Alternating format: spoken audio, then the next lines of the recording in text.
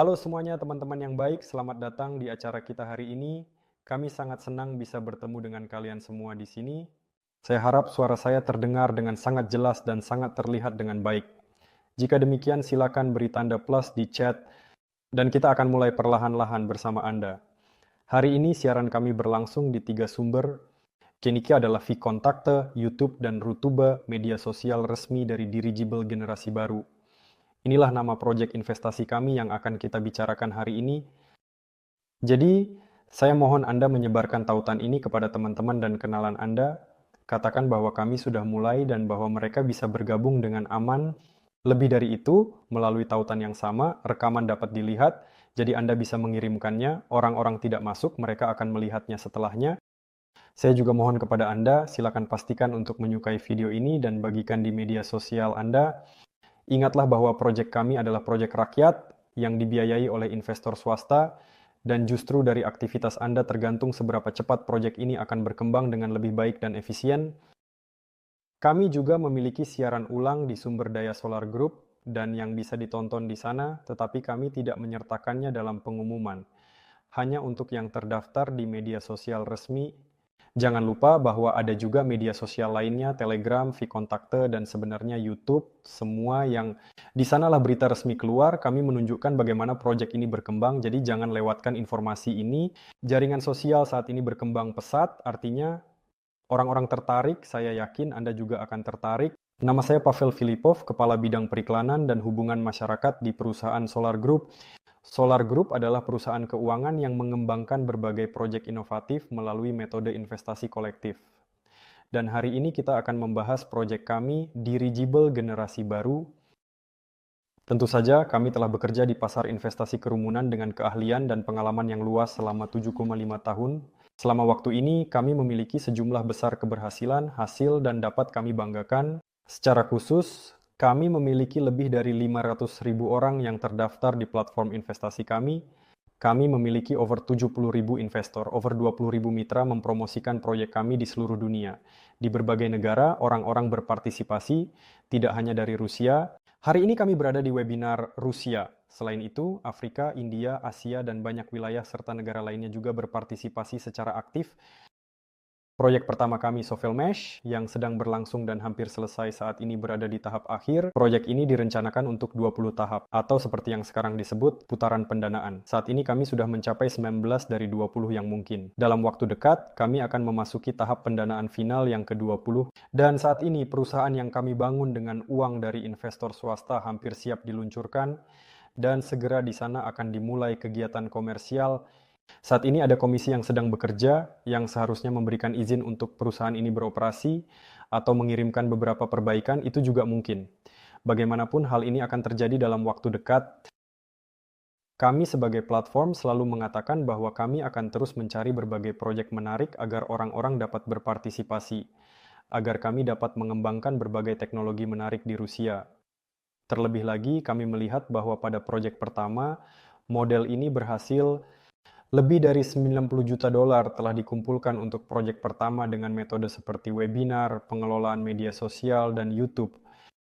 Orang-orang merespons ini, orang-orang tertarik. Kami mencari berbagai proyek lain yang dapat di satu sisi memberikan imbal hasil finansial yang sama, dan di sisi lain menjadi global dan menarik. Karena dalam investasi kerumunan ini juga sangat penting, orang-orang harus merasakan emosi tertentu. Mereka harus menginginkan agar ini muncul. Dan seperti yang sudah saya katakan tentang imbalan, ya tentu saja ini harus secara komersial, layak. Banyak hal yang telah diperiksa, disaring, dan dipelajari. Ada banyak penemu yang baik, ada banyak proyek aneh di mana hanya ada ide untuk menciptakan berbagai penemuan yang luar biasa. Banyak hal telah melalui kami, tapi pada suatu saat kami menemukan topik yang sangat menarik dan informatif tentang dirigible, dan semakin dalam kami menyelaminya, semakin kami memahami lebih prospeknya. Kami melihat bahwa industri itu sendiri mulai berkembang dan muncul dan menjadi relevan di seluruh dunia dengan cepat.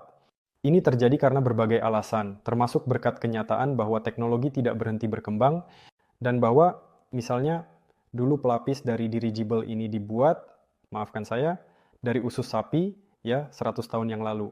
Tentu saja sekarang ini tidak terjadi Dan teknologi modern memungkinkan jenis transportasi seperti itu, yang sebelumnya memiliki beberapa kekurangan, namun sangat efektif dan bahkan 100 tahun yang lalu dapat mengelilingi bumi serta mengangkut penumpang dari Eropa ke Amerika. Sekarang semua ini memasuki tingkat yang berbeda. Kami tidak hanya memahami ini. Saat ini, di berbagai negara sedang dilakukan pekerjaan yang sangat aktif dalam arah ini. Di Amerika ada banyak proyek. Perusahaan dirigible oleh pendiri Google, Sergey Brin, sangat populer. Saat ini, Tiongkok mengembangkan industri ini, begitu juga dengan Eropa, dan semua berjanji untuk menghasilkan uang bagi para investor mereka atau merencanakan untuk menghasilkan uang yang luar biasa dari modal sendiri, seperti yang sudah dilakukan oleh perusahaan-perusahaan yang ada di pasar dengan cara apapun. Misalnya, ada perusahaan Zeppelin yang berada di Jerman dan melakukan penerbangan reguler di kota Friedrichshafen, dan saya kebetulan pernah terbang dengan dirigible di sana, yang menghasilkan antara 100 hingga 150 juta euro per tahun, hanya dengan memiliki beberapa dirigible dan memberikan layanan kepada wisatawan. Tiketnya mahal. Tiket minimal menurut saya dimulai dari 400 euro untuk satu penerbangan selama 45 menit. Dan tentu saja, ini adalah bisnis yang menguntungkan, bisa dibilang, dan ini baru kami bicarakan tentang pariwisata. Semakin dalam kami menyelami seluruh cerita ini, kami memahami betapa relevannya hal ini, dan tentu saja, hal pertama yang mendorong pemikiran serius adalah tim. Di Rusia untungnya ada sekolah dirijablis yang cukup kuat. Orang-orang yang telah lama berkecimpung dalam dunia dirigible, yang membangun dirigible di Rusia, yang mengoperasikan secara komersial dan menjual dirigible tersebut, dan mereka memahami hal ini, baik dari sudut pandang pemikiran rekayasa maupun dari sudut pandang bisnis. Ini juga merupakan elemen yang sangat penting, tanpa itu tentu saja kami tidak akan memulai proyek investasi ini. Tim seperti ini ada, banyak di antara kalian sudah mengenal, dan tentu saja kami akan terus memperkenalkan kalian kepada semua anggota tim yang terlibat dalam proyek ini, dan terus ada orang baru yang bergabung setiap hari. Lalu, apa yang sebenarnya membuat kita tertarik dengan tema dirigible? Mari kita mulai dengan mengatakan bahwa dirigible itu sendiri sebagai alat penerbangan mungkin adalah satu-satunya alat penerbangan di dunia yang berbeda dengan yang lainnya. Tidak mencoba melanggar hukum fisika, tetapi justru terbang dengan memanfaatkan hukum-hukum tersebut. Ketika balon ini diisi dengan gas tertentu, saat ini gas tersebut sebagian besar adalah helium yang tidak mudah terbakar, berbeda dengan hidrogen yang digunakan 100 tahun yang lalu, dan ini memungkinkan dirigible untuk naik ke langit tanpa usaha, sehingga tidak menghabiskan energi untuk itu. Dengan demikian, dirigible tidak menghabiskan energi sama sekali untuk tetap berada di udara. Nah, selanjutnya, ketika kita memiliki suatu alat penerbangan yang mudah terbang ke langit, tidak menghabiskan energi, dapat berada di langit selama berbulan-bulan, dapat berukuran sangat kecil dan sesuai dengan tujuan yang sangat kecil, kita mulai memahami sektor-sektor mana saja yang dapat diterapkan. Tentu saja, jika kita membuat semacam pengelompokan, maka jika kita mengambil pesawat terbang kecil, mereka bisa sepanjang beberapa meter, maka itu sudah jelas berbagai jenis drone. Perangkat semacam itu sekarang dapat dengan mudah dibuat tanpa awak.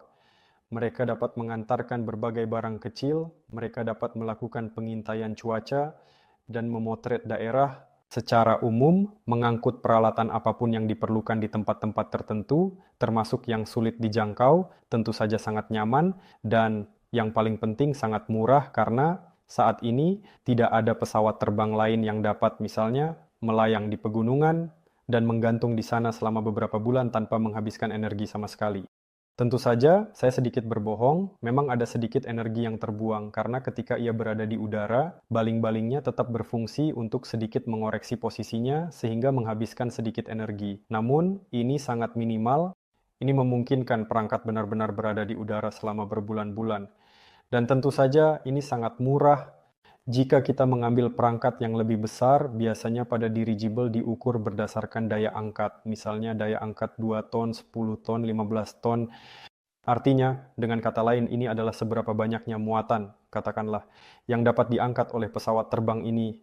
Di sini sudah ada zona penerapan, semua yang saya katakan tetap ada. Barang dapat diangkut, peralatan dapat diangkut, dan dapat melakukan beberapa pengintaian. Namun di sini, pertama, berbagai pilihan wisata yang sangat menguntungkan. Kami tahu ini berdasarkan perusahaan-perusahaan yang sudah ada di dunia. Jadi ini adalah berbagai opsi kargo yang dapat mengangkut, seperti berbagai jenis bahan bangunan atau barang besar dan tidak terukur dan lain-lain, dan dapat dilakukan melalui jalur langsung. Ini adalah berbagai pusat medis kecil yang misalnya sudah digunakan di Afrika, dan alat tersebut datang ke daerah-daerah terpencil untuk mengantarkan obat-obatan tertentu. Ini sangat menarik dan penting. Tentu saja ini adalah berbagai teknologi militer. Di sini ada spektrum aplikasi yang sangat luas, termasuk intelijen dan berbagai tujuan serta tugas lainnya. Jika kita mengambil perangkat besar yang ada dengan berat 40 ton, 50 ton, 100 ton, dan bahkan ada tugas dan tujuan untuk membangun 100 dan 200, ada beberapa orang yang merencanakan untuk membangun hingga 500 ton. Ini adalah tugas yang tidak biasa dan tidak realistis, tetapi ini sulit.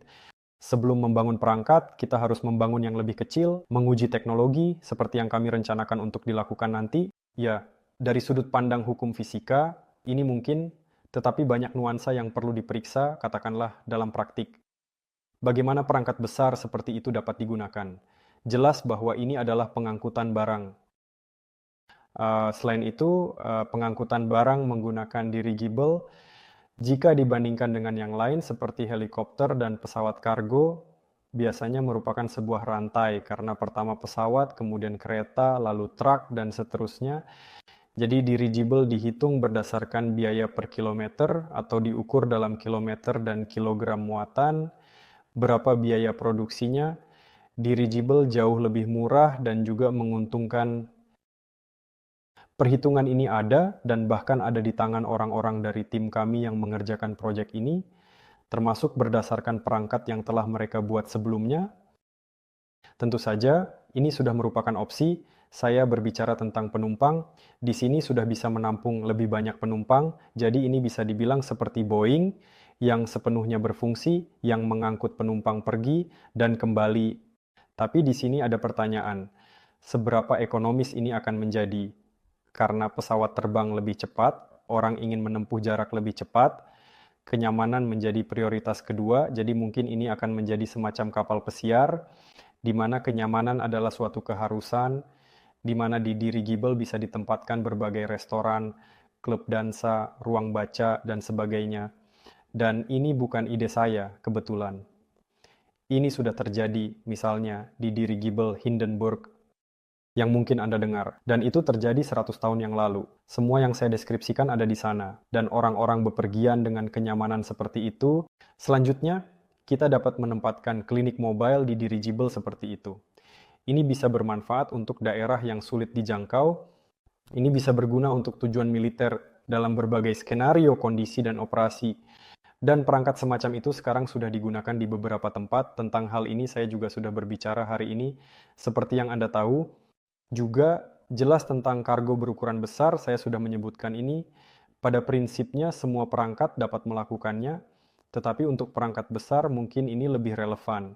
Karena pada beberapa webinar kami juga menjelaskan mengapa Roskosmos misalnya tertarik pada dirigible, karena ketika roket dirancang dan diproduksi, ia perlu diangkut ke lokasi pengujian. Pertanyaannya adalah bagaimana cara melakukannya? Roket itu sangat-sangat panjang. Sekarang, termasuk atau misalnya turbin angin yang berdiri berputar dengan bilah yang sangat besar, bagaimana cara membawanya ke tempat tujuan? Saat ini, mereka diangkut dalam bagian-bagian, kemudian dirakit di tempat. Harus membuat rute khusus, karena Anda mengangkut benda besar yang tentu saja tidak muat di ruang kargo manapun di mobil. Ini memakan waktu, mahal, dan harus dipikirkan bagaimana cara melakukannya. Dirigible dalam hal muatan tidak terukur seperti ini bisa saja mengangkat roket bersyarat ini dan mengantarkannya ke titik tujuan dengan aman dan selamat serta efisien. Setidaknya ini sangat nyaman dan aman, serta paling tidak secara ekonomi sangat menguntungkan dan masuk akal. Jika kita berbicara tentang berbagai kemungkinan yang luar biasa, hari ini kita tidak melihat hal seperti itu, tetapi umumnya, jika ada pesanan yang sesuai, itu juga bisa dilakukan. Ya, kami banyak membayangkan hal-hal seperti itu. Ya, ada kasino di dirigible, ada juga klub di dirigible. Semua yang kamu inginkan, ya jelas poliklinik, pusat hiburan, dan fasilitas umum lainnya.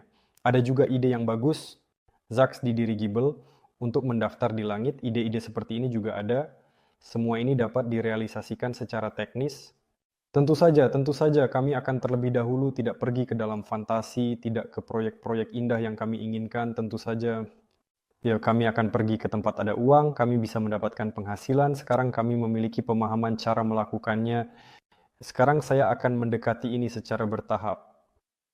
Singkatnya, dengan kata lain, hari ini arah pembangunan negara sangat aktif berkembang di seluruh dunia. Tidak hanya di Rusia, ngomong-ngomong tentang Rusia, saat ini di Rusia kami sebenarnya memiliki perintah pemerintah tentang pengembangan industri dirigible khususnya.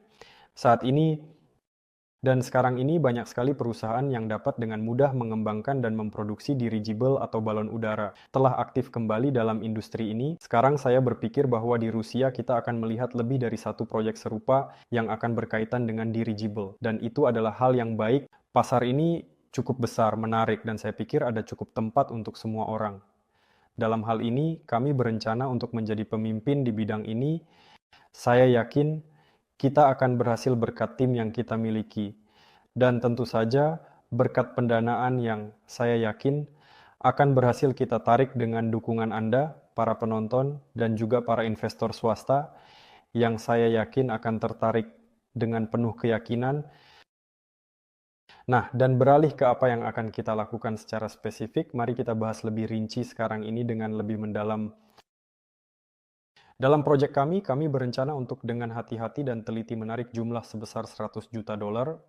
Jumlah ini direncanakan untuk dihimpun dalam waktu 3-5 tahun, dan dengan tempo pendanaan seperti ini, kami percaya bahwa kami akan berhasil. Mengapa? Karena kami mengandalkan proyek sebelumnya pada laju pendanaan yang telah terjadi dalam beberapa tahun terakhir. Untuk apa uang ini sebenarnya diperlukan? Mari kita bahas aset apa yang akan dibuat dalam perusahaan. Yang pertama adalah tentu saja biro desain. Mari saya mulai menggambar sekarang. Saya harap Anda dapat melihatnya. Teman-teman, sementara itu saya akan beralih ke papan klip. Saya ingatkan kepada Anda bahwa banyak yang bergantung pada aktivitas Anda. Beri suka, lakukan repost, dan undang sebanyak mungkin penonton untuk siaran ini, karena semakin banyak penonton, semakin cepat proyek ini akan berkembang.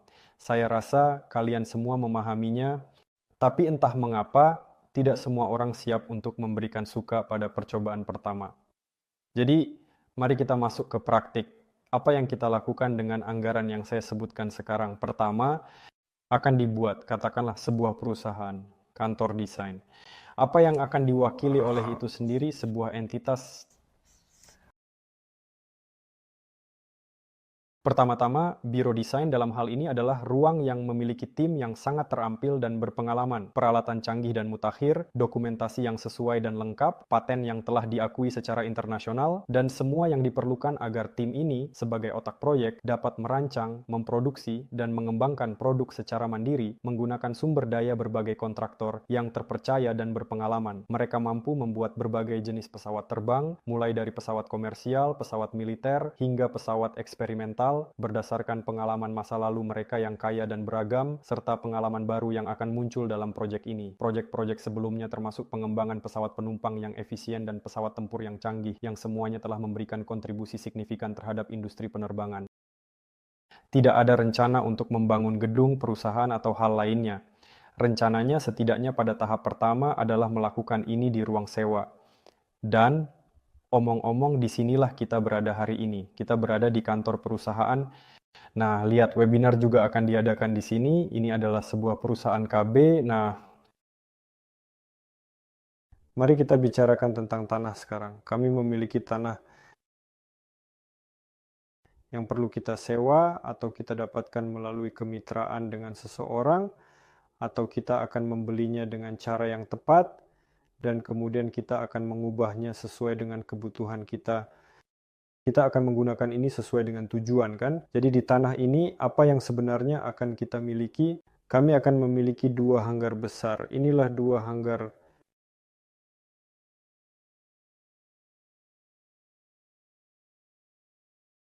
Untuk apa kita membutuhkan sebuah hanggar? Hanggar adalah tempat di mana pesawat terbang akan seringkali dirawat, dirakit, diperbaiki, dan kadang-kadang disimpan dengan aman jika ada angin kencang atau kondisi buruk lainnya. Pada tahap pertama, direncanakan untuk membangun 2 hanggar. Selanjutnya, dalam rencana kami merencanakan produksi. Apa itu produksi? Tentu saja proyek yang sebenarnya kompleks seperti itu, termasuk produk yang kompleks, yaitu pesawat terbang. Tentu saja, tentunya produk-produk semacam itu jarang dibuat hanya oleh satu perusahaan seperti ini. Banyak komponen, beberapa elemen penting yang sangat dapat dan perlu dipesan dari perusahaan pihak ketiga, termasuk berbagai institusi dan juga perusahaan khusus yang bergerak di bidang tertentu, serta khususnya terutama. Namun, sejumlah komponen penting yang kritis tersebut harus dikerjakan di fasilitas sendiri agar teknologi yang sangat berbeda tersebut tidak bocor dari perusahaan. Seperti misalnya, teknologi tersebut harus dijaga dengan ketat, karena bagaimanapun juga ini adalah kekayaan intelektual dan keputusan-keputusan tertentu yang kami wujudkan harus diketahui hanya oleh kami, agar orang lain setidaknya tidak bisa menyalin kami. Pertanyaan yang sering muncul adalah tentang sekolah. Lebih tepatnya sebenarnya bukan soal sekolah, tetapi dengan lebih jelas siapa yang akan terbang, siapa yang akan bekerja sebagai pramugari dan pramugara, termasuk siapa yang akan melayani dan semua hal lainnya dan lain-lain. Tentu saja untuk dapat menangani pesawat terbang seperti ini, meskipun ada di antara kita di negara ini spesialis yang terbang dengan balon udara yang mampu dan terampil, untuk penggunaan yang benar-benar massal, kita harus melatih spesialis kita sendiri, dan kami akan melakukannya dalam kerangka sekolah yang juga direncanakan untuk diorganisir. Jika berbicara tentang pesawat terbang itu sendiri, pada tahap saat ini direncanakan untuk merancang dan mulai memproduksi secara massal 2 pesawat.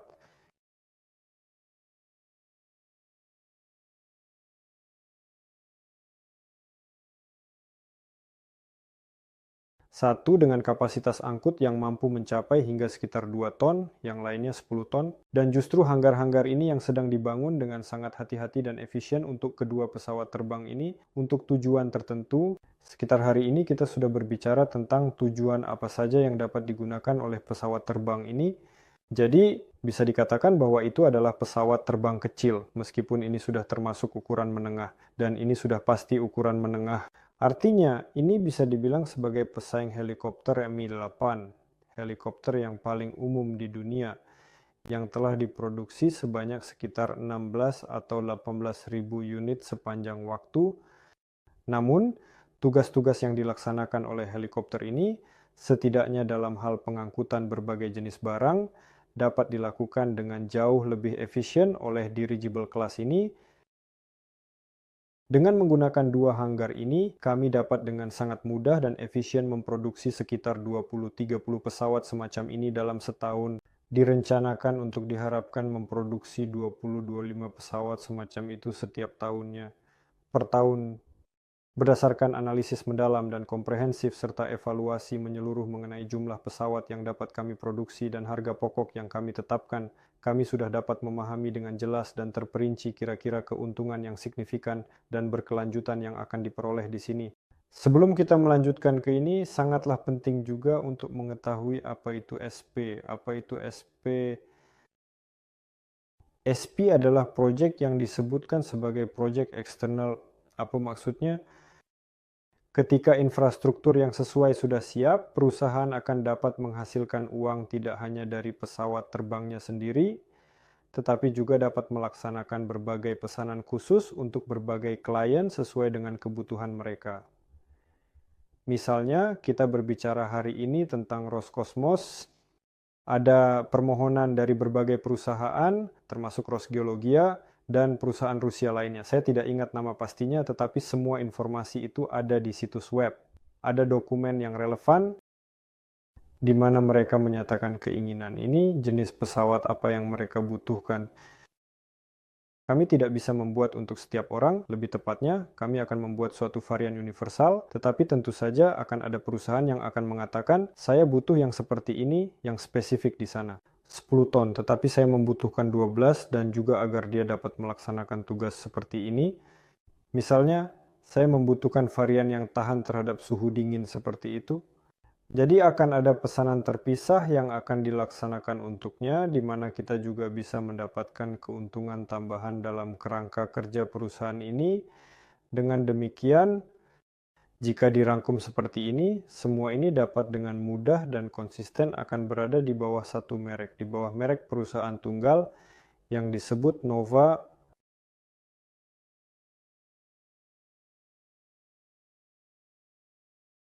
Saat ini ia memiliki bentuk kepemilikan OOO Nova, tetapi di masa depan yang akan datang, dalam waktu dekat, dengan cara tertentu, ia akan direorganisasi menjadi EO. Kita akan membicarakan ini lagi nanti. Sepertinya, mengapa ini mungkin akan dilakukan? Mungkin kita perlu mempertimbangkan beberapa faktor tambahan dan mempertimbangkan lebih dalam tentang ini. Jika berbicara tentang keuntungan, berapa banyak struktur seperti ini, yaitu semua ini, kebetulan kita telah sampai pada apa yang direncanakan untuk digunakan dengan uang ini sedikit. Tentu saja ini bukan semua uang. Di sini termasuk biaya untuk pemasaran, untuk program rujukan, untuk semua yang diperlukan untuk mempromosikan. Tetapi dalam kerangka anggaran ini akan direalisasikan struktur seperti ini, bahkan tanpa mempertimbangkan pelanggan pihak ketiga yang mungkin sangat banyak di sekitar, sehingga keuntungan ini bisa jauh lebih besar. Jika kita menghitung berdasarkan opsi ini, khususnya berdasarkan model bisnis ini, perusahaan semacam ini bisa menghasilkan sekitar 350-380 juta dolar. Oleh karena itu, ketika kita berbicara tentang kapitalisasi perusahaan, kita berbicara bahwa kita merencanakan untuk mencapai penilaian kapitalisasi sebesar 1 miliar dolar dengan melaksanakan semua ini. Ini adalah perhitungan bisnis yang paling sederhana bisa dibilang. Kami mengambil 3 keuntungan tahunan dan mendapatkan penilaian. Sebenarnya tentu saja penilaian ini harus jauh lebih tinggi. Kenapa? Karena ya, Anda sendiri tahu bahwa umumnya di pasar saham yang sama, bisnis tidak dinilai 3 kali lipat dari laba tahunan. Kami tahu banyak opsi, khususnya di bursa saham Amerika ketika perusahaan bernilai 10, 20, 30, 40 kali laba tahunan. 20, 30, 40 keuntungan, 40 keuntungan, 40 keuntungan. Mengapa membeli bisnis yang kembali modal dalam 40 tahun? Orang percaya bisnis ini, menganggap bisnis ini akan menghasilkan semakin banyak. Saat ini investor ditawarkan untuk mendapatkan saham di perusahaan yang baru saja memulai dengan prospek pertumbuhan yang sangat menjanjikan dan menguntungkan. Jadi mari kita bicarakan tentang ini. Tidak, mari kita lakukan begini. Sebelum kita membicarakan ini, saya akan menambahkan. Sekarang kita sedang berbicara tentang model yang layak minimum. Tentu saja, ketika kita berbicara tentang pendirian perusahaan seperti itu, kita tidak berencana untuk berhenti pada fakta bahwa kita hanya akan memproduksi 2 pesawat dalam jumlah berapapun dan menghasilkan uang. Berarti semuanya baik-baik saja.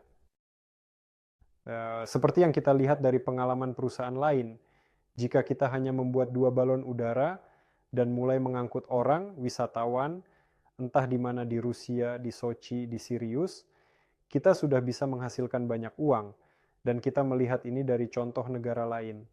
Tapi kami melihat lebih jauh, kami juga bisa dengan mudah melakukan apa yang saya katakan, tetapi zona penerapan bisa jauh lebih luas. Apa yang direncanakan untuk dilakukan selanjutnya? Ketika kami mewujudkan jumlah yang disebutkan, perusahaan akan mulai menghasilkan, memiliki kemampuan untuk bertahan tanpa aliran uang dari investor. Dan selanjutnya, perusahaan akan dapat berkembang secara mandiri. Tentu saja, pengembangan lebih lanjut juga bisa dilakukan melalui investasi. Opsi ini juga dipertimbangkan karena adalah hal yang wajar ketika bisnis berkembang dengan menggunakan dana pinjaman. Namun di sini kita akan melihat berdasarkan fakta apakah ini diperlukan atau tidak. Dalam hal apapun, bahkan jika investasi dari pihak luar akan menarik untuk pengembangan lebih lanjut, ini tidak akan mengurangi saham investor saat ini karena uang ini akan diperoleh secara terpisah dan tidak semuanya akan dicampur di sini. Yang akan mengurangi 100 juta dolar ini Apa yang direncanakan untuk dilakukan selanjutnya? Saat ini, semuanya sudah ditetapkan dalam kerangka perusahaan Nova dan lebih atau kurang telah dihitung, setidaknya ada vektor, arah gerakan jelas, dan ada teknologi untuk menciptakan 6 jenis perangkat tersebut. Di sana kita punya 40 ton sepertinya, 20, 40, 200. Ada yang terlewat dan sudah lupa, sepertinya. Nah, dan yang sangat menarik sekali, ada yang terlewat dan sudah terlupakan.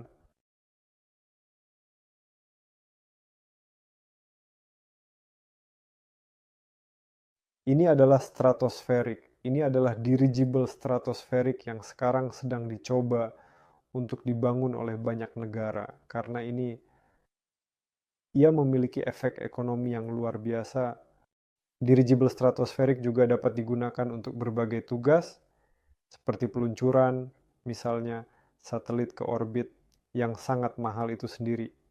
Dengan menggunakan dirigible stratosferik, tugas ini dapat diselesaikan dan menjadi jauh lebih murah. Kami juga bergerak ke arah ini. Ini adalah arah yang sangat menguntungkan dan sangat menarik, dan ada pemahaman tentang bagaimana melakukannya. Tapi seperti yang saya katakan, pertanyaan kedua adalah bahwa memulai kampanye dirigible dengan dirigible stratosferik tentu saja hebat, tetapi sulit untuk direalisasikan. Karena pertama-tama kita perlu membangun ini, baru kemudian kita bisa berbicara tentang stratosfer. Tapi kita akan bergerak ke arah itu ketika saya mengatakan bahwa investasi akan menarik, akan digunakan pembiayaan swasta untuk menciptakan alat ini, alat ini, alat ini secara terpisah. Namun perangkat-perangkat ini sudah, semoga tidak membingungkan Anda, tetapi tetap saya katakan mereka sudah akan, katakanlah, berada dalam kerangka perusahaan-perusahaan lain, entitas hukum lainnya. Jadi ini disebut sebagai struktur holding. Semua perusahaan serupa beroperasi dalam kerangka struktur holding ini. Tidak mungkin untuk menggabungkan semua, baik desain, produksi, semua perangkat, dan infrastruktur ke dalam satu perusahaan. Artinya, jika Anda melihat pada pengangkut, penumpang maskapai penerbangan, Anda akan melihat bahwa mereka semua terorganisir berdasarkan struktur holding. Dan di sini akan ada perangkat 20 ton, dan perusahaan ini akan menangani perangkat 20 ton, memberi uang ke investor yang berinvestasi padanya. Namun sebagian besar sisa keuntungan akan diserahkan kepada perusahaan induk. Dengan kata lain, para investor yang berinvestasi hari ini, mereka berinvestasi di perusahaan induk dan semua proyek masa depan yang akan dibuat dengan dukungan atau yang akan terkait dengan yang baru semuanya. Yang baru akan selalu ada dengan pendiri, sehingga uang tersebut akan disalurkan ke yang baru. Jika diringkas dan disederhanakan dari apa yang saya katakan sekarang, tentu saja perusahaan tidak hanya berhenti pada dua perangkat ini. Selanjutnya, ia akan berkembang dengan dananya sendiri, bisnis lainnya ia akan tumbuh dan berkembang. Keuntungannya akan tumbuh dan berkembang. Oleh karena itu, orang-orang, bahkan mereka yang sekarang menghitung, oh ini berarti saya akan menginvestasikan $1 sekarang dan mendapatkan entah 10 kan. Pada tahap awal, matematika ini mungkin benar, kemudian tentu saja perusahaan ini akan bernilai angka yang sama sekali berbeda, karena perusahaan itu sendiri akan berkembang dan menghasilkan semakin banyak. Mari kita sekarang ini berbicara tentang apa yang ditawarkan langsung kepada investor. Ini adalah skema perusahaan Innova yang saya tunjukkan kepada Anda. Lingkaran ini tidak terlalu rata, tetapi tetap saja kami memiliki 49% Nova.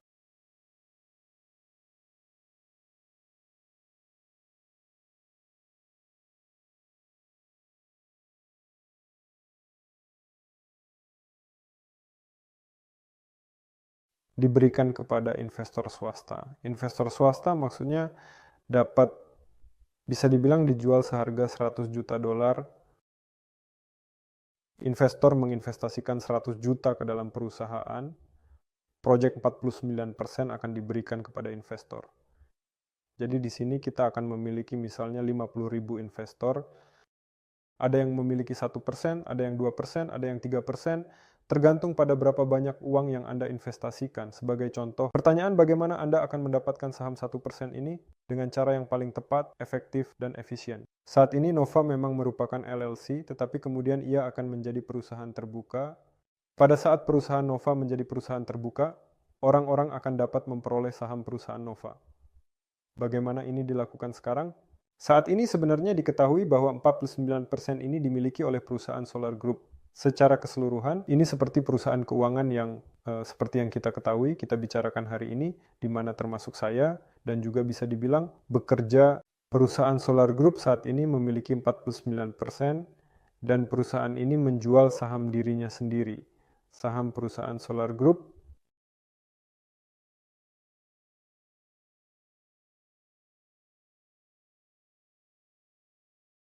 artinya, dengan demikian Anda membeli saham dari sebuah perusahaan yang bernama Solar Group hari ini, dan perusahaan Solar Group memiliki aset berupa 49% dari perusahaan Nova. Artinya, hari ini Anda sudah mulai memiliki dan mengelola sepotong perusahaan Nova, tetapi melalui perantara. Dan dengan demikian, ini dilakukan agar memungkinkan untuk menarik dana melalui metode investasi kolektif. Skema hukum ini kerangka yang memungkinkan kami untuk secara legal menarik pendanaan di seluruh dunia. Dibuatlah seperti ini. Jadi saham tidak dapat dijual secara langsung. Kenapa harus lewat Solar Group dulu? Kenapa tidak bisa langsung dapat saham? Karena hukum tidak mengizinkan. Ini cara sah. Tapi kemudian, karena Anda memiliki saham Solar Group dan Nova akan menjadi perusahaan terbuka, Solar Group akan mendapatkan 49% dari perusahaan terbuka tersebut. Dan, misalnya, itu akan menjadi 500 juta saham. Artinya, Solar Group akan mendapatkan 500 juta saham, tetapi saham ini sebenarnya bukan milik Solar Group, melainkan milik para investor. Dan para investor misalnya memiliki 50 miliar saham. Nah, Anda bisa dengan mudah menghitung sendiri kurs konversi, investor menukarkan saham mereka dengan kurs konversi menjadi saham, dan untuk menjadi pemilik langsung perusahaan Nova dengan semua, katakanlah, konsekuensinya. Bagaimana cara menghasilkan uang dari ini? Sebenarnya ada dua cara. Cara pertama adalah kapitalisasi. Tentu saja, ketika Anda membeli sebagian dari perusahaan yang baru mulai, dan kemudian perusahaan ini mulai menghasilkan uang, tentu saja perusahaan ini mulai bernilai sama sekali berbeda, dan bagian Anda di sini tumbuh. Nah, seperti yang Anda pahami, Anda berinvestasi di startup, kemudian Anda sudah memiliki bisnis nyata yang menguntungkan. Arah kedua adalah mendapatkan dividen. Karena investor memiliki separuh perusahaan, oleh karena itu, dengan demikian, mereka dapat mengharapkan separuh dari dividen yang akan dibagikan oleh perusahaan. Oleh karena itu, setiap orang memilih untuk dirinya sendiri di sini. Anda bisa menyimpan saham Anda, dan setiap tahun, misalnya, Anda akan menerima dividen dari saham tersebut, atau setelah Anda mendapatkan saham, perusahaan dinilai, Anda dapat menjual saham Anda setelah penyelesaian pendanaan, dan dengan demikian mendapatkan keuntungan secara spekulatif. Ini juga merupakan opsi yang tersedia bagi kami. Saya ingin menarik perhatian Anda bahwa saham-saham ini dapat Anda beli hari ini di platform IT kami, Solar Group. Di sana, Anda dapat membaca semua syarat dan ketentuan investasi lebih lanjut sedikit lebih. Dan perhatikan bahwa Anda dapat membeli satu saham, 2, 3, tetapi lebih menguntungkan untuk membeli secara grosir. Misalnya membeli dalam jumlah besar atau grosir yang lebih hemat biaya. Misalnya, Anda dapat memilih paket grosir misalnya seharga $500, dan di dalamnya akan ada, misalnya, saya tidak ingat persis perhitungannya, tetapi Anda dapat melihat di akun pribadi Anda, misalnya dengan $500, Anda akan mendapatkan 100.000 saham. Itu saja. Di sini Anda bisa membeli paket seperti itu. Yang paling penting bahwa $500 ini, oh sebenarnya saya salah. Ya, kami memiliki investasi minimum sebesar $1.000, omong-omong. Ya, investasi minimum adalah $1.000, tapi Anda bisa mengambilnya dengan cara cicilan. Apa artinya cicilan? Itu berarti Anda tidak perlu membayar $1.000 sekaligus, tetapi cukup bernegosiasi dengan perusahaan bahwa Anda berkomitmen untuk membayar $100 per bulan. Misalnya, dan setelah 10 bulan, sesuai dengan itu, ketika Anda menyetor semua $1.000, semua seolah-olah saham Anda. Dalam hal ini, jika Anda berhenti membayar pada suatu saat, saham tetap akan menjadi milik Anda. Nah, yang sudah Anda bayar, sudah sempat Anda bayarkan, namun tetap lebih menguntungkan untuk membayar hingga akhir, karena bagian saham Libya kami diberikan pada pembayaran terakhir. Tapi, sekali lagi, apa yang sudah dilakukan, ya sudah. Tidak ada yang akan mengambil apapun dari Anda. hal yang ingin saya perhatikan dengan sangat hati-hati dan penuh perhatian untuk memastikan kejelasan. Kami sendiri, proyek pendanaan ini dibagi, seperti yang saya katakan, menjadi 3-5 tahun dengan jangka waktu yang umumnya berkisar antara 3-5 tahun. Dan kami memperkirakan sekitar 20 atau lebih hingga beberapa tahun mendatang. Tahap pendanaan adalah proses penting yang melibatkan 20 tahap berbeda, masing-masing dengan tujuan dan strategi spesifik untuk mencapai keberhasilan finansial. Jadi kita berada di mana sekarang ini? Di tahap 0 saat ini. Bagaimana ini mungkin sebenarnya?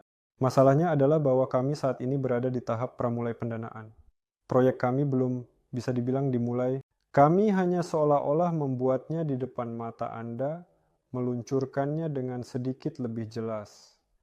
Dan oleh karena itu, tahap ini adalah tahap pramulai. Apa artinya ini? Ini berarti bahwa segera kami akan beralih ke tahap pertama dan memulai pendanaan penuh untuk proyek ini. Kami akan memiliki 20 tahap. Sebenarnya, tahap ini, apa pengaruhnya? Ini mempengaruhi kondisi investasi bagi investor dengan sangat signifikan dan berdampak secara keseluruhan. Jadi, tentu saja ketika kita berada di tahap 16, dan katakanlah Gimpe di sini, misalnya, kita sudah memiliki dirigible pertama yang terbang ke langit, kan?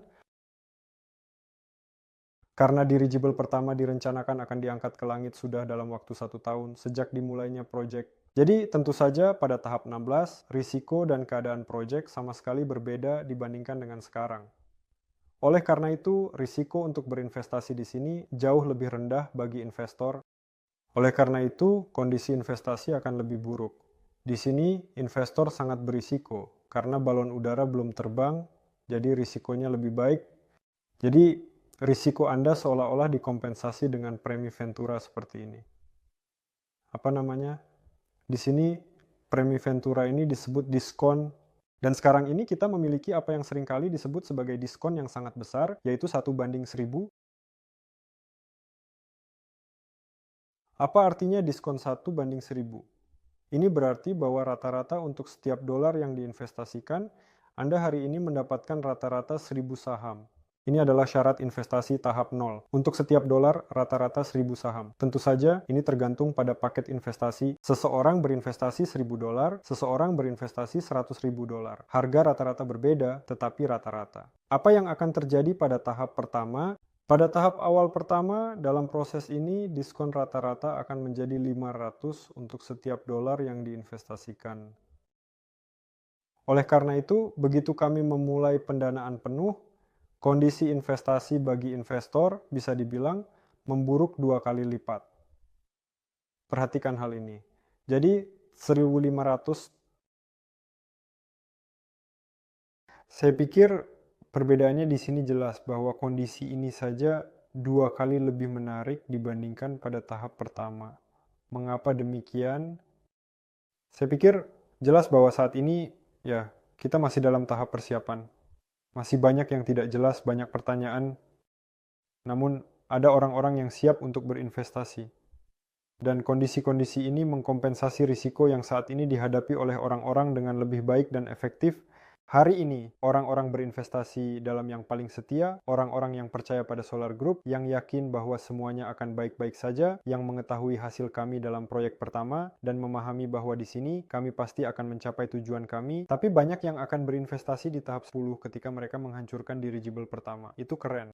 Dan ada yang akan berinvestasi hanya pada 16, karena di sini sudah tidak ada risiko sama sekali.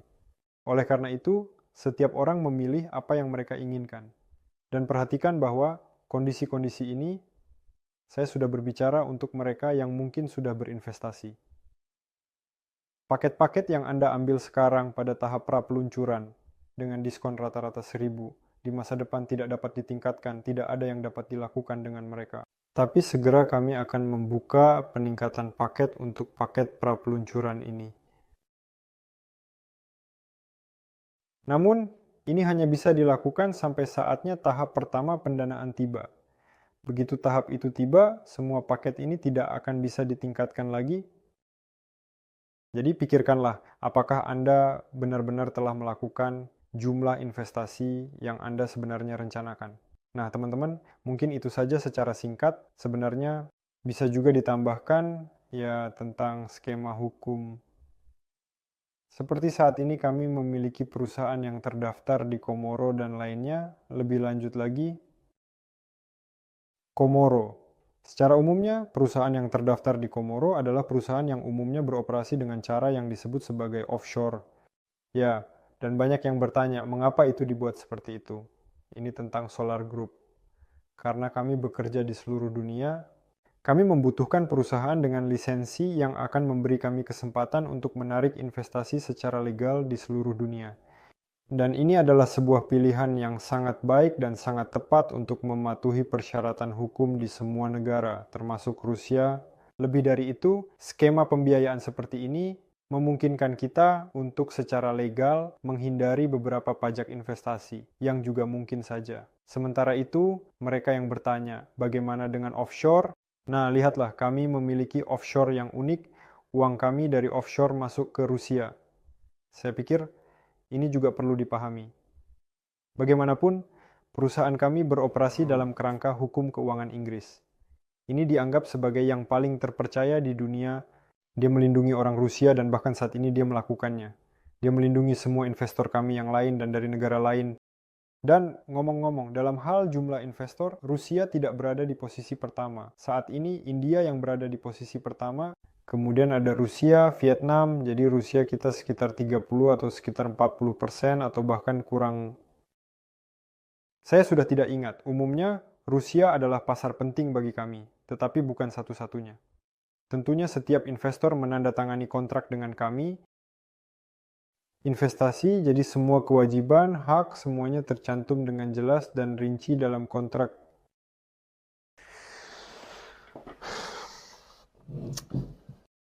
Jadi teman-teman, apa yang ingin saya katakan kepada kalian, proyek ini memang sangat menarik. Sebelum kami mulai fokus pada dirigible, percayalah, kami telah melihat sejumlah besar ide, bisnis, dan segala hal lain yang mungkin menarik bagi kami. Dan justru tema inilah, ketika semakin dalam kami terjun ke dalamnya, kami memahami bahwa inilah yang kami butuhkan. Dan kami yakin bahwa dalam waktu dekat akan ada perusahaan lain yang akan melakukan hal yang sama seperti yang sudah dilakukan di seluruh dunia. Dan industri ini tentu saja akan berkembang. Pertanyaannya, apakah kita akan mengembangkannya atau tidak? Dan ketika kami menjawab pertanyaan itu dengan ya, kami akan mengembangkannya, maka kami memulai sebuah proyek ini. Pertanyaannya adalah, sekarang karena telah dimulainya apa yang bisa disebut sebagai perlombaan dirigible di dunia, siapa yang akan menang dalam perlombaan ini? Dan sekarang kita memiliki kesempatan yang luar biasa untuk memastikan bahwa dalam bidang ini, Rusia menjadi salah satu pemimpin dunia. Kita beruntung karena kita memiliki segalanya untuk itu. Di Rusia, ada sekolah teknik yang sangat kuat, dan Rusia memiliki jumlah insinyur terbanyak di dunia. Rusia memiliki pengalaman yang sangat besar dalam penerbangan. Jika kita berbicara tentang dirigible, dan secara umum dalam penerbangan, dan karena itu kita memiliki dasar-dasar yang sangat penting dan esensial serta fundamental agar kita berhasil. Lebih dari itu, kita harus dan wajib berhasil, karena pertama-tama ini diperlukan bagi kita sendiri saja. Saya pikir seperti yang Anda ketahui, Anda tahu bahwa Rusia adalah negara terbesar di dunia, dan negara ini memiliki banyak daerah yang sangat sulit dijangkau, terutama di musim dingin yang sangat dingin dan menantang. Dan sudah sering dikatakan oleh banyak orang bahwa, seperti yang sudah diketahui dan diakui secara luas, negara besar dan luas seperti Rusia sangat bergantung pada sistem transportasi yang efisien, murah, dan terjangkau. Jika kita berbicara tentang jalan, kereta api, dan tentu saja penerbangan. Di Uni Soviet, penerbangan kecil sangat berkembang dengan baik.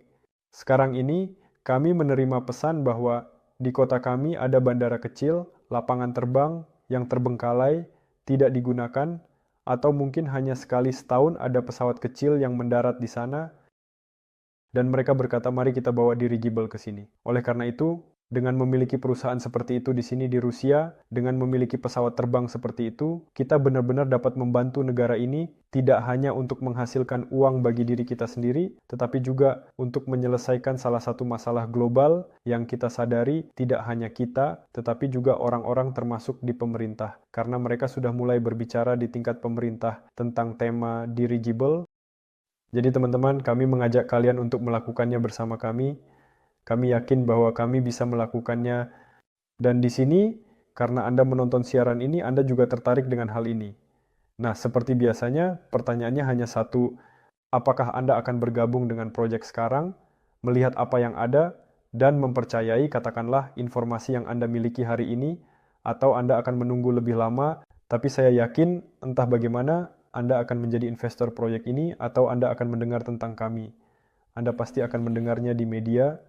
Saya pribadi sangat yakin bahwa ketika peristiwa ini benar-benar terjadi, begitu dirigible pertama kali terbang ke langit, itu akan menjadi seperti efek bom besar yang meledak, terdengar oleh semua orang, termasuk anak-anak dan orang tua. Karena banyak media akan menulis tentang hal ini, semua orang di mana-mana akan membicarakannya. Dan saya pikir Anda akan memiliki sesuatu untuk dibanggakan jika Anda mendukung proyek ini. Jadi teman-teman, bergabunglah, ajukan pertanyaan Anda. Pertanyaan dapat Anda tulis di obrolan di Vkontakte, di Rutube dan di YouTube. Di mana saja saya akan menonton. Nah, tolong jangan lupa untuk memberi like pada siaran ini dan melakukan repost. Dan saya tidak akan berhenti heran ya, mengapa kita perlu terus membicarakannya, mengingatkan, karena kita semua tertarik agar proyek ini berkembang secara aktif. Jadi mari kita mulai sekarang. Saya akan beralih ke pertanyaan. Lihat, hari ini saya melakukan siaran ini sendirian, meskipun sebelumnya kami biasanya melakukannya dengan Fyodor Konstantinov, tetapi Fyodor sekarang sudah berada di sini di kantor. Jadi jika saya menemukan pertanyaan teknis, saya bisa memanggil Fyodor dan dia akan menjawab pertanyaan Anda. Jadi, Anda bisa menulis pertanyaan teknis, nanti kita akan membahasnya.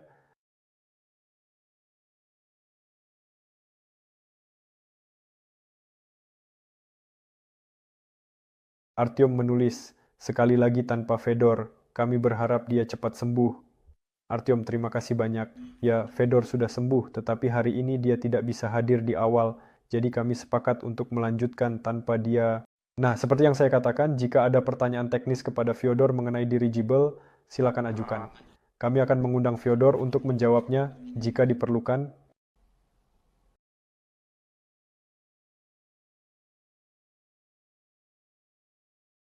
Apa jaminan pengembalian uang? Apakah kamu mengerti bahwa orang-orang serius bisa memanfaatkan kata-katamu jika kamu melakukan kesalahan? Victor, lihatlah, di sini juga ada cukup banyak orang serius. Mari kita mulai dari situ. Jika berbicara tentang jaminan pengembalian uang, tidak ada jaminan sama sekali. Ini saya katakan dengan jujur. Sama seperti tidak ada jaminan sama sekali bahwa Anda akan membeli saham perusahaan Apple besok dan uang Anda akan kembali. Apakah Anda memiliki jaminan apapun ketika Anda membeli saham? Apa jaminan yang Anda miliki? Begini, orang-orang membeli saham Amerika, membeli, ya, jaminannya sangat tinggi. Lalu apa? Lalu tiba-tiba semua saham dibekukan. Jadi, tulislah, apakah ada orang di sini yang telah berinvestasi dalam saham luar negeri dengan jaminan besar dari broker, dari pemerintah, atau dari siapapun yang Anda inginkan? Dari semua depositori di seluruh dunia ada jaminan, tetapi kemudian mereka mengambil dan memblokir saham-saham Amerika. Bagaimana bisa begitu? Namun mereka memblokir miliaran dolar. Jadi teman-teman, ketika kalian berbicara tentang jaminan, pikirkan siapa yang menjamin kalian dan apa yang mereka jamin serta mengapa mereka melakukan itu. Kita hanya bisa berbicara tentang beberapa kemungkinan yang mungkin terjadi di masa depan atau situasi lain yang dapat kita bayangkan. Apakah kita akan melakukannya jika ada cukup dana? Tentu saja kita akan melakukannya. Secara pribadi, saya tidak memiliki keraguan bahwa dirigible akan terbang, bahwa kita memiliki cukup kompetensi untuk mengoperasikan pesawat terbang ini. Di sini, pada prinsipnya, semuanya akan baik-baik saja. Pertanyaan, di mana kita bisa terjatuh? Sebenarnya, di tempat di mana kita bisa menghindari batu sandungan, jika kita tahu tentang mereka, kita pasti tidak akan terjatuh. Oleh karena itu, kita tidak tahu tentang batu sandungan yang sebenarnya. Bisakah mereka ada? Bisa. Itulah risikonya. Oleh karena itu, tidak ada jaminan. Jaminan apa yang ada bahwa sekarang seseorang akan pergi, tidak tergelincir di tangga, dan tidak jatuh? Tidak ada jaminan sama sekali. Oleh karena itu, dari sudut pandang semua opsi yang mungkin terjadi, yang kami dengan cara atau cara lain pertimbangkan, semuanya telah dihitung, jelas bagaimana cara menghadapinya, dan kami akan bekerja dengan ini, ya. Jadi apa yang harus dilakukan? Ada rencana B, rencana C, dan rencana V mengenai apa yang secara umum dijanjikan atau tidak dijanjikan kepada para investor. Tidak ada yang menjanjikan keuntungan dimanapun, tidak ada yang dijamin seperti yang Anda tulis. Kami memiliki perjanjian yang secara jelas mengatur hubungan antara para investor perusahaan dan siapa yang mengambil tanggung jawab dengan penuh keyakinan dan tanggung jawab apa. Saya hanya bisa mengatakan selama, mari kita katakan jaminan apa yang bisa saya berikan kepada Anda, katakanlah saja, saya dapat memberi Anda jaminan bahwa uang yang diinvestasikan dalam proyek ini benar-benar akan digunakan untuk pembuatan dirigible. Ini bisa saya jamin. Semua yang lainnya, seperti yang dikatakan, terserah pada kehendak Tuhan. Jadi jika Anda membutuhkan sebuah jaminan yang sangat penting, saya bisa merekomendasikan ini. Silakan datang ke sini. Ya, tidak akan ada kondisi investasi yang lebih buruk daripada sekarang, tetapi tetap saja ini akan memberikan Anda jaminan tertentu. Pada tahap mana saham balon udara bisa dijual? Lihat Sergei, ini bisa dilakukan setelah semua tahap selesai, setelah pendanaan selesai, dan setelah perusahaan menjadi perseroan terbatas, seperti yang saya ceritakan hari ini.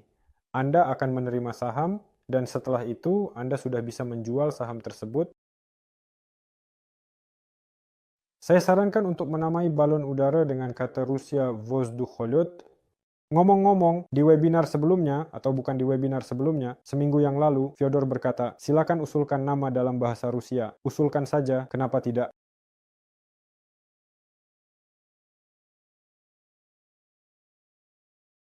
Ya, jadi apakah akan ada bursa internal dalam proyek ini? Lihat, dalam kerangka proyek ini kami belum membicarakan tentang bursa internal, tetapi saya pikir itu adalah mekanisme yang baik. Sangat mungkin kami akan meluncurkannya. Ya, kita akan melihat bagaimana ia bekerja dalam proyek mesin Duyunov. Saya pikir, pada prinsipnya, semuanya harus berjalan dengan baik. Tentu saja, alat yang baik dengan latar belakang yang baik, mengapa tidak menerapkannya di sini juga? Oleh karena itu, saya pikir kita akan melakukannya.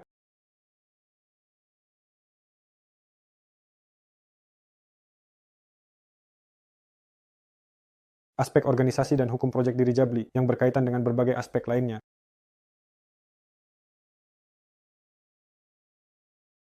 Apa bentuk organisasi dan hukum dari proyek Dirgabel saat ini? Nah, lihatlah. Bentuk organisasi dan hukum ini pada dasarnya mirip dengan apa yang kita miliki dalam proyek mesin Duyunov. Mari saya katakan sekali lagi tentang hal ini. Mari kita lihat slide itu sekali lagi sekarang dengan sangat teliti dan seksama dan perhatikan. Jadi, kita memiliki investor yang sangat bersemangat dan berdedikasi. Ya, mari kita gambarkan investor tersebut dengan lebih rinci. Ada perusahaan bernama Solar Group yang bergerak di bidang energi terbarukan dan inovasi teknologi dengan berbagai proyek dan inisiatif yang menjanjikan antara Solar Group dan investor, yaitu bahwa investor kami, investor mengirimkan uang ke Solar Group dan investor menghapuskan saham. Artinya, seseorang dari saham. Dengan sangat jelas dan secara rinci, dengan sangat hati-hati dan penuh pertimbangan dan penuh kehati-hatian, dan Solar Group memiliki 49% dari perusahaan Nova.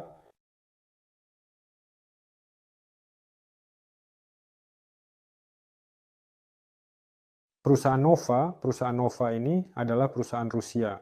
Saat ini adalah LLC, dan 49% dari perusahaan tersebut dimiliki oleh perusahaan Solar Group yang berperan penting dan berpengaruh. Solar Group adalah perusahaan offshore yang terdaftar di Komoro. Saya sudah membicarakan hal ini hari ini. Semua dokumen terkait perusahaan ini, termasuk lisensi, izin untuk beroperasi, semua itu dapat Anda temukan di akses terbuka.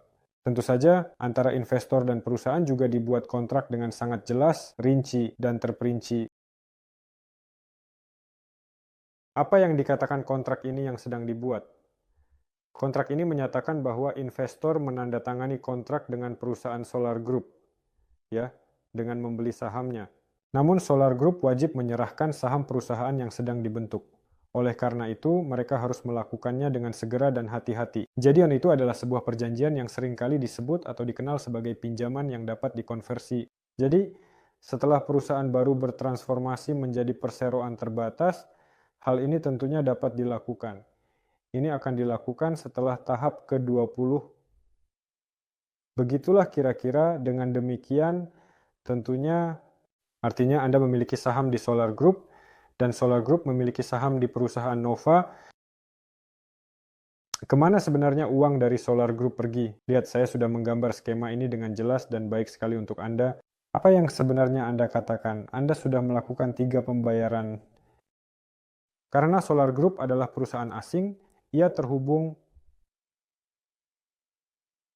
Sebenarnya, lebih tepatnya, tidak selalu harus menjadi perusahaan asing. Pada dasarnya, perusahaan manapun dapat beroperasi seperti itu. Ada sesuatu yang disebut agen pembayaran, kan? Agen pembayaran, maksudnya dengan kata lain, akuisisi. Jadi, ini adalah perusahaan yang menerima uang, seperti di Sberbank. Anda memiliki rekening di Sberbank, kan? Oleh karena itu, dengan demikian, kemudian secara langsung dari rekening ini, uang mengalir secara langsung dalam kerangka proyek. Oleh karena itu, agen pembayaran, akuisisi, sistem pembayaran, sebut saja seperti itu, hanyalah suatu perantara keuangan, melalui mana dana mengalir. Dan secara prinsip, saya telah menjelaskan jalannya kepada Anda. Victor ternyata salah, dia bilang mereka tidak akan mengatakan itu, mereka tidak tahu. Entah kenapa Victor berpikir bahwa kami menyembunyikan sesuatu, padahal saya baru saja menjelaskan semuanya tentang agen pembayaran yang menyedihkan, tetapi jika Anda ingin, saya bisa menjelaskan lebih detail. Hanya saja pada prinsipnya kami tidak pernah membahas ini di webinar manapun. Jadi, satu saham itu 100 bagian, kan? Jadi, sepertinya seperti ini, ya. Jika 50, mungkin hasilnya adalah mungkin sekitar 10 bagian kira-kira, ya. Hanya bukan 100, tetapi 10, Sergei.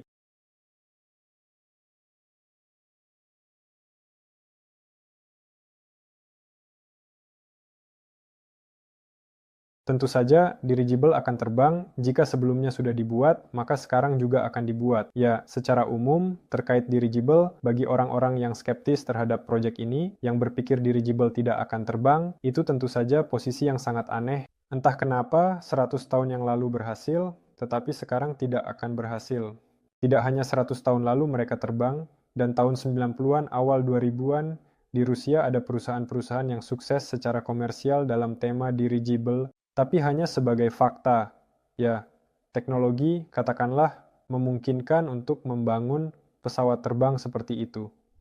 Apakah investasi ini dikenakan pajak? Natalia, mohon klarifikasi, apa yang Anda maksud? Apakah perusahaan Nova memiliki bisnisnya sendiri? Vitali, apa artinya perusahaan Nova memiliki bisnisnya sendiri? Perusahaan Nova adalah perusahaan yang akan membangun dirigible. Itu adalah bisnisnya, jika Anda bertanya. Jadi saya melihat pertanyaan di YouTube, saya sekarang di vKontakte, sekarang saya beralih ke YouTube.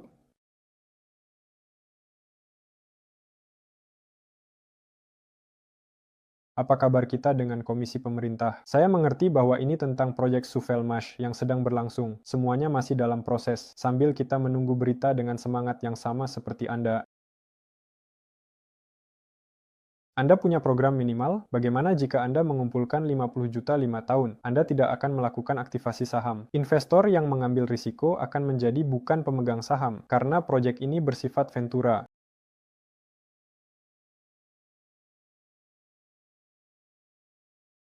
Begini, seperti ini. Programnya minimal. Bisakah kita melakukan penerbitan saham lebih awal? Nah, secara umum, secara teknis itu mungkin. Jadi, saya mengerti. Pertanyaannya secara keseluruhan adalah tentang apa yang akan kita lakukan jika sekarang Anda berinvestasi Tetapi pendanaan Paham. karena suatu alasan akan memakan waktu lebih lama, direncanakan selama 7 tahun, misalnya kan. Bagaimana cara investor mendapatkan saham? Kita akan berbicara jujur tentang ini. Ya, dalam proyek investasi seperti ini, segala sesuatu bisa terjadi. Inilah kita, inilah Anda sebagai penonton, kami mitra, inilah kami orang-orang yang mengerjakan proyek ini. Itulah sebabnya kami, seperti yang Anda pahami, melakukan segala sesuatu agar semuanya berjalan dengan baik, tapi di suatu tempat, sesuatu mungkin tidak berjalan dengan alami, ya, seperti segala sesuatu dalam hidup ini. Jika kita mengasumsikan bahwa pendanaan tertunda, maka secara teoritis kita dapat mengizinkan orang-orang yang sudah berinvestasi untuk ikut serta melakukan penerbitan saham dan memberikan mereka saham. Ini bisa dilakukan.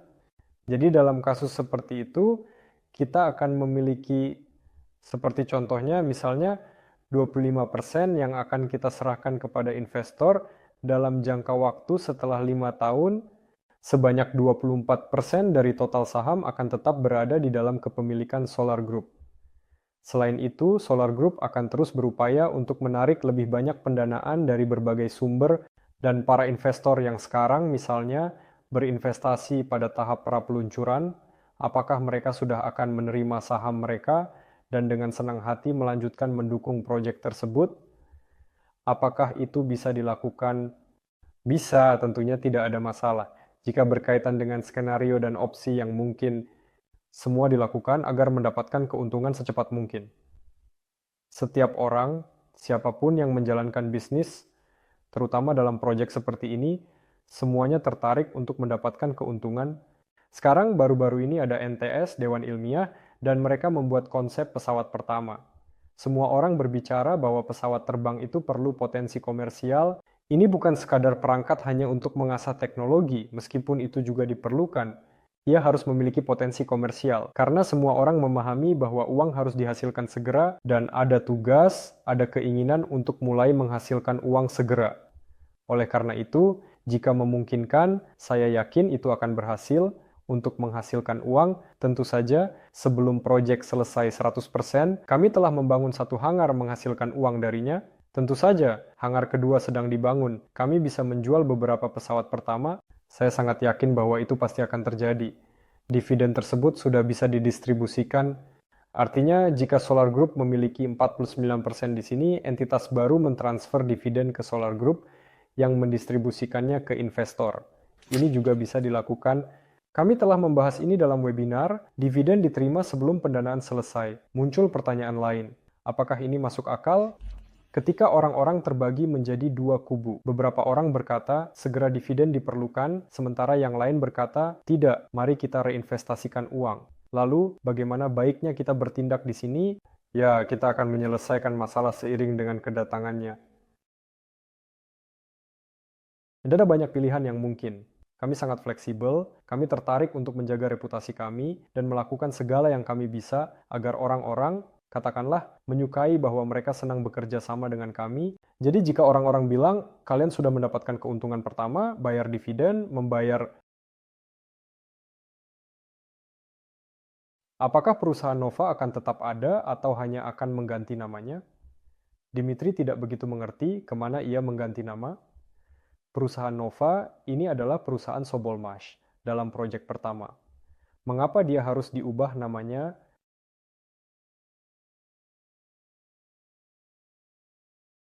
Doino memiliki beberapa tahap. Dalam kasus kekurangan pendanaan untuk pengembangan proyek, investor menghadapi risiko, menyadari bahwa akan ada minimal pengembalian. Nah, lihat, saya mengerti tentang itu. Tahap minimum, tahap maksimum. Jadi rencana minimum adalah menyewa kantor dan mengumpulkan tim secara lengkap sepenuhnya beli peralatan rencana minimum. Karena Anda pahami pekerjaan sudah mulai berjalan dengan cepat, pesanan pihak ketiga sudah bisa dilaksanakan. Pekerjaan kini mencakup dirigible dan pesawat stratosfer. Semoga semuanya lancar. Jadi ya, ada banyak tahap dalam hal ini. Apakah mungkin untuk berhenti hanya pada satu pengiriman, pada satu pesawat terbang? Bisa. Kenapa tidak? Jika pesawat terbang ini bisa menghasilkan uang, tentu saja. Kenapa tidak? Tentu saja. Kenapa tidak? Oleh karena itu, jika kita berbicara tentang beberapa titik acuan di bawahnya kita tidak bisa gagal, tentu saja ada langkah-langkah ini. Hanya saja kita belum membicarakannya secara publik. Tapi kita bisa mencatat ini dengan cara yang membuat semua orang memahaminya dengan lebih terperinci dan lebih jelas.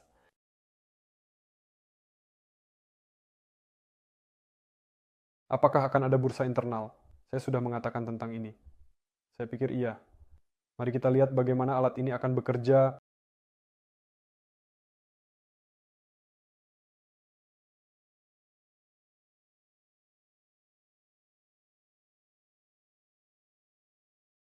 Pesawat terbang yang pertama kali dinamai Spherius atau Spherus yang dikenal sebagai pesawat. Pada siaran sebelumnya, di mana kami bersama Boris Alexandrovich Ivchenko, kami membicarakan tentang nama perangkat yang sangat penting dan sangat menarik, yang potensial, dan di sana dibahas tentang Nova 2. Mengapa Nova 2? Ya, ini memang disebut seperti itu berdasarkan tradisi.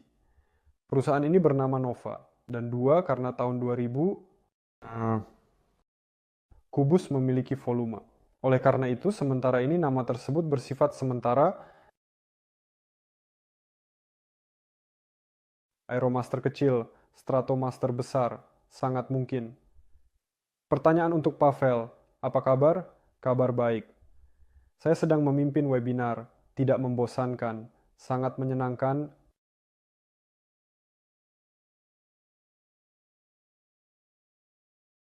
Komisi pemerintah, apakah kita menuju tujuan? Semuanya sebenarnya. Sergei juga menjawab untuk Anda.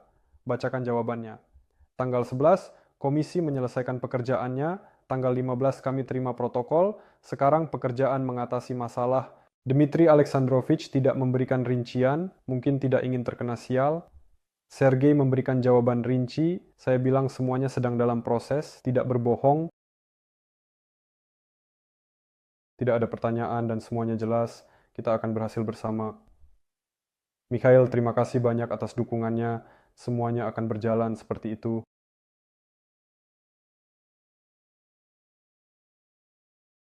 Saya melihat lagi di V-Kontakte. Menurut skema Anda, tidak begitu jelas kapan pengumpulan uang akan berakhir, jumlah saham akan meningkat 2 kali lipat, karena saham perlu ditingkatkan untuk perusahaan baru, sehingga nilai saham akan berkurang. Tidak sepenuhnya begitu, tetapi lihatlah sekali lagi. Solar Group menerbitkan sahamnya, yaitu saham-saham ini. Mereka seolah-olah secara langsung, katakanlah, tidak ada hubungannya dengan setengah bagian ini, ya, tentang apa yang Anda katakan bahwa itu akan tereduksi, karena totalnya direncanakan 1 miliar saham, akan ada total 1 miliar saham, kapitalisasi 1 miliar dolar. Jadi, begitulah kan, 1 miliar dolar dan unit. Singkatnya, saya rasa Anda sudah mengerti. Oleh karena itu, untuk 49% ini, ya, secara kondisional dialokasikan berapa? 490 juta saham. 490 juta saham ini akan ditukarkan dengan 50 miliar kepemilikan. Ya, kurang lebih begitu. Tapi saya langsung katakan kepada Anda bahwa angka-angka ini masih sementara. Angka-angka ini bisa berubah, terutama yang berkaitan dengan matematika kepemilikan, saham, dan segala hal lainnya. Karena sekarang kami mencoba memahami apakah indikator bisnis kami di sini akan sesuai. Oleh karena itu, kami mengatakan bahwa ini adalah tahap pra-peluncuran. Banyak hal di sini belum memiliki dogma, bisa dibilang.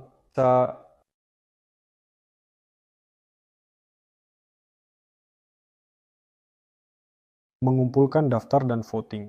Siapa yang siap menginvestasikan kembali tanpa menerima investasi, dana akan diarahkan sesuai tujuan. Siapa yang tidak mau akan menerima dalam bentuk investasi, dalam bentuk dividen, Ya, kami sudah memikirkan pemungutan suara, apakah untuk menginvestasikan kembali uang dari profit potensial pertama, atau membagikan uang sebagai dividen kepada investor membagi. Siapa yang ingin dividen, dia mendapatkan dividen, dan siapa yang ingin menginvestasikan kembali dividen mereka, pada dasarnya meningkatkan investasi mereka dengan dividen. Hanya saja, dividen tidak diterima secara langsung, kami hanya mengambilnya dan segera menginvestasikannya ke dalam proyek. Sebenarnya saya yakin bahwa profit akan muncul lebih awal daripada setelah proyek selesai. Karena seperti yang kita diskusikan hari ini, kita bisa mulai menghasilkan profit bahkan di eling pertama. Dan kita bisa mendapatkan profit dari proyek-proyek terkait dengan calon pelanggan. Pertanyaannya hanya tentang volume profit ini. Apakah kita bisa langsung menghasilkan uang dalam jumlah besar? Ini seolah-olah pertanyaan, tidak menyelesaikan seluruh proyek. Maksud saya, tetapi mendapatkan uang itu seperti dengan peluncuran dirigible. Dirigible pasti akan terbang. Pertanyaannya bukanlah tentang membangun dirigible, kita memiliki tugas untuk meluncurkan seluruh industri. Ini melibatkan sejumlah besar elemen dengan peluncuran. Ketika kami pertama kali menghadapi proyek ini, saya tentu saja tidak tahu apa-apa tentang dirigible. Saya bahkan sekarang tidak bisa menyebut diri saya sebagai seorang ahli. Mungkin hanya saya yang mendengar lebih dari yang lain, jadi saya bisa mengomentari beberapa pertanyaan. Saya pasti tidak menjadi ahli dirigible karena itu. Tapi sekarang lingkaran pemahaman saya dengan sangat jauh lebih luas dan lebih mendalam lagi serta lebih menyeluruh. Pada awalnya, saya juga berpikir betapa sulitnya tugas ini mengangkat dirigible ke dalamnya saja. Semua pilot dirigible yang saya temui mengatakan hal yang kurang lebih sama, bahwa tugas yang paling sederhana dalam proyek ini adalah mengangkat dirigible. Itu yang paling sederhana di sana, secara kondisional menjual dirigible, mengatur produksi massal dirigible, membangun infrastruktur, bernegosiasi dengan pihak-pihak tertentu. Ini yang sulit berkumpul bersama, bahkan di satu kantor, sulit untuk dilakukan. Kami sudah membicarakan bahwa di negara kita ada banyak insinyur berbakat, dan khususnya pilot dirigible yang berbakat, dan meskipun para pilot dirigible ini telah bekerja dalam kolektif yang sama, mereka saling mematuhi, dan mereka sudah belajar untuk bekerja bersama, dalam satu tim. Tapi waktu terus berlalu, setiap orang sibuk dengan urusan mereka sendiri, pertama-tama. Kedua, mereka semua memiliki ide-ide mereka sendiri. Umumnya, secara umum, shell seperti apa yang harus dibuat? Dari bahan apa? Di mana membuatnya? Haruskah membuat sendiri atau membelinya di Cina atau Taiwan? Bentuk apa? Bentuk biasa yang menyerupai cerutu, yang sedikit diratakan dalam bentuk piring, seperti yang sekarang seseorang usulkan, tetapi sepertinya opsi ini sudah ditolak. Meskipun, siapa yang tahu, saya bukan seorang ahli dirigible, dan setiap orang memiliki solusi mereka sendiri. Dan yang paling sulit dalam proyek ini setidaknya saat ini adalah mengumpulkan semua orang, menarik pikiran terbaik dan tim terbaik untuk proyek ini, dan membuat mereka bekerja sama dan agar mereka bisa bergerak ke arah yang sama saja, bukan masing-masing ke arah mereka sendiri. Oleh karena itu, selama 2 bulan pertama, tim Novaya melakukan hal ini, mereka saling mengikat, mereka belajar untuk saling mendengarkan dan bekerja sama. Nah, jadi sekarang saya akan melihat di vContakte dan di YouTube. Di sana saya sudah menjawab semuanya. Begitu.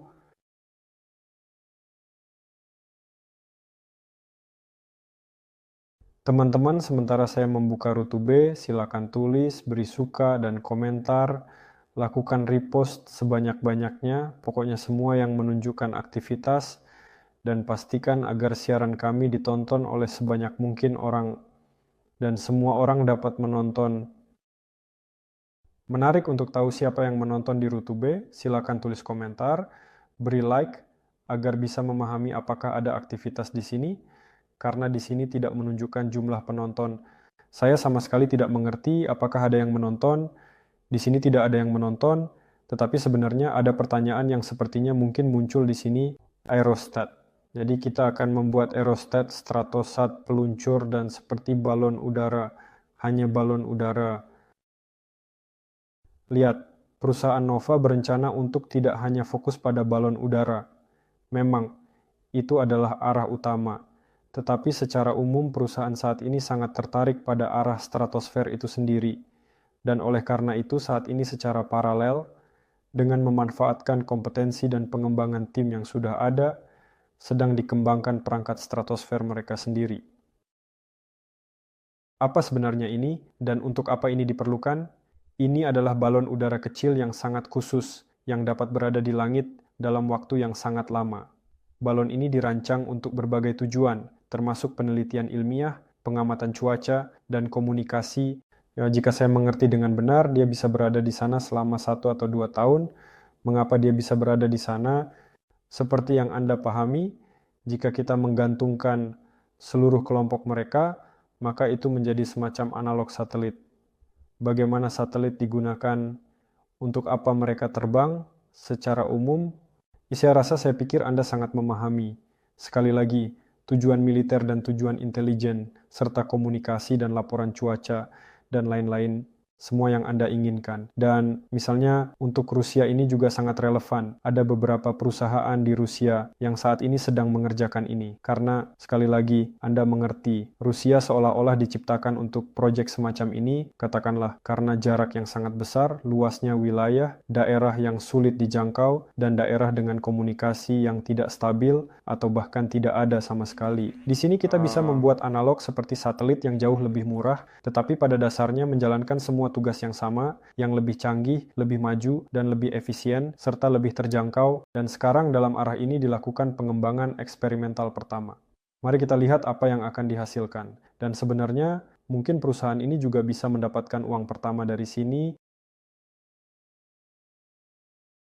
Dalam beberapa minggu ke depan, perangkat pertama dari perusahaan Nova, yaitu perangkat stratosfer, harus sudah diluncurkan.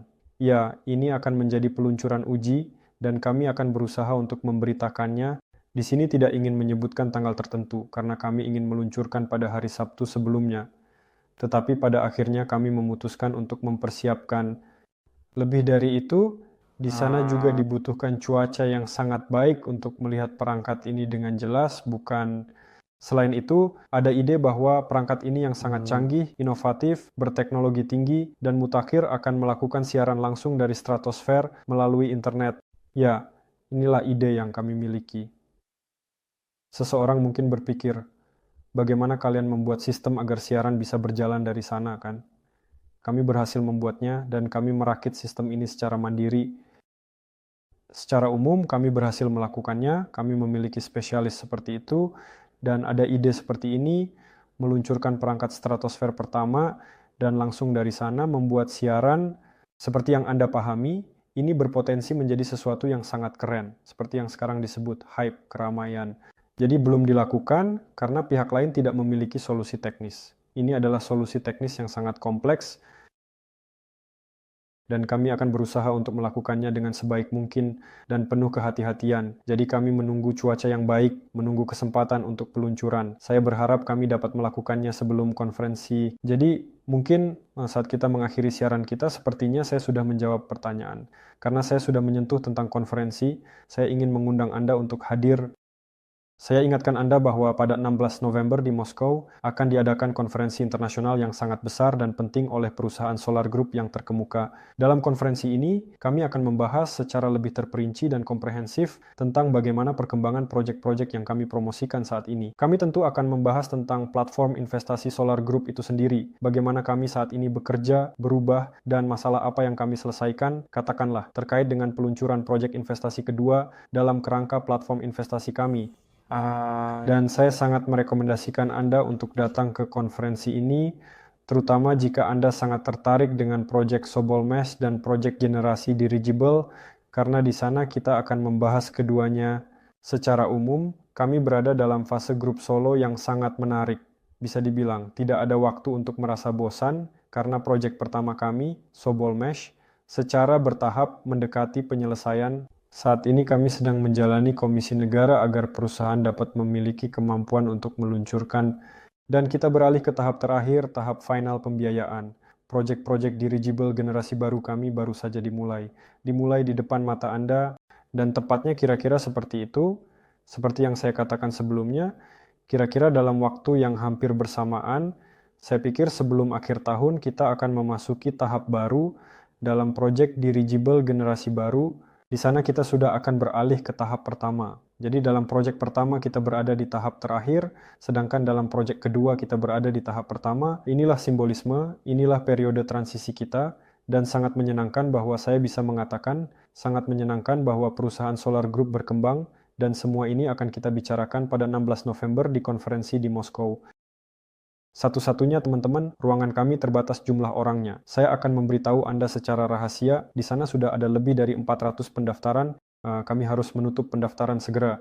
Kami akan menghubungi semua orang yang telah mendaftar, dan secara umum kami akan tahu siapa yang akan datang, dan kami akan tahu berapa banyak tempat yang tersisa. Selain itu, delegasi asing akan datang, ditambah lagi karyawan dari Solar Group. Secara umum, sekarang kami menyadari bahwa aula untuk 500 orang itu terlalu sedikit bagi kami, ya, terisi dalam beberapa minggu saja. Tapi itu luar biasa. Luar biasa, terima kasih banyak sekali lagi atas dukungan Anda kepada kami. Solar Group adalah Anda, ya, orang-orang yang mendukung proyek-proyek ini. Senang sekali bahwa kita bisa melakukan semua ini bersama. Saya yakin kita akan mengangkat lebih banyak proyek lagi. Itu saja dari saya. Terima kasih. Jangan lupa untuk memberi like, kirimkan tautan ini kepada teman-teman rekan kerja, biarkan mereka melihat rekaman di tempat yang nyaman bagi mereka. Kita akan bertemu pada hari Kamis, dan pada hari Kamis kita akan membahas berita tentang proyek dirigible generasi baru, dan akan ada tamu di sini pada hari Kamis, salah satu perancang dirigible. Dengan siapa kita akan membahas berbagai topik teknis yang menarik. Datanglah untuk mengajukan pertanyaan. Kita akan bertemu pada pukul 5 sore di hari Kamis. Terima kasih semuanya, dan sampai jumpa.